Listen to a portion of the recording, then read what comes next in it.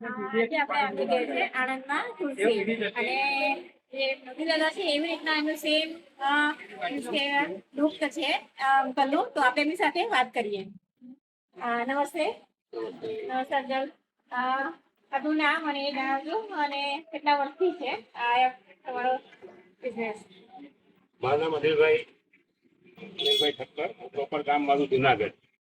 હું 2011માં અહીંયા ધંધો કરવા માટે આવેલો. જો કે આ ધંધો મારો તો 40-45 વર્ષ જૂનો છે. મારા ફાધર જોડે હું આ ધંધામાં લાગેલો. 18 વર્ષની ઉંમરથી આ ધંધામાં છું. અત્યારે 62 આવેલો.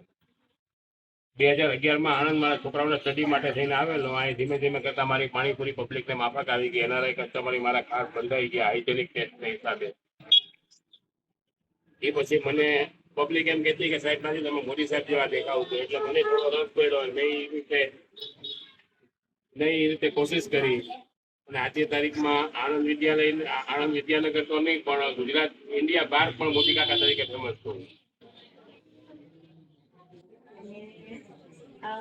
મારી ચેનલ હિમાલયન દાસ છે અને અમને ખૂબ બહારથી જાણવા મળ્યું કે અહીંયા આગળ આ રીતે છે. તો અમે એટલે સ્પેશિયલ અહીંયા આગળ પાણીપુરી ખાવા માટે આવ્યા હતા અને ખૂબ સરસ ટેસ્ટ છે. અને ગુજરાતી જનતા અને બહારથી બી કોઈ પણ આવે તો જરૂરથી આવજો અને ખૂબ સરસ ટેસ્ટ છે. એકવાર જરૂરથી મુલાકાત લેજો. જય સિયારામ.